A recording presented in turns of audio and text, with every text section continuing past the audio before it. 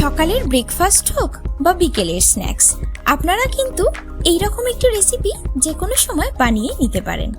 আজকে আমি আপনাদের সাথে শেয়ার করতে চলেছি চিলি চিজি গার্লিক ব্রেড।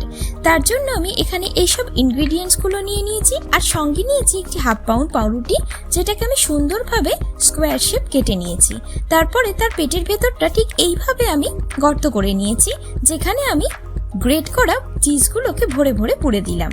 তারপর আমি বাটার, অল্প একটু রসুন বাটা, একটু চিলি ফ্লেক্স, একটু ধনেপাতা কুচি, আর আমি নিয়ে নিয়েছি কাসুরি মেথি, সেটাকে আগে ভালোভাবে মাখিয়ে নিলাম।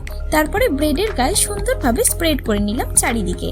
তারপরে আর কি, তাওয়া বসিয়ে নিন আর অল্প আঁচেতেই সুন্দরভাবে ফ্রাই করে নিন। হয়ে গেল আপনার চিলি চিজি গার্লিক ব্রেড। আপনারাও কিন্তু যে কোনো সময় ট্রাই করে দেখতে পারেন। আর রেসিপিটা কেমন লাগলো অতি অবশ্যই কমেন্টে জানাবেন। Till then, tata.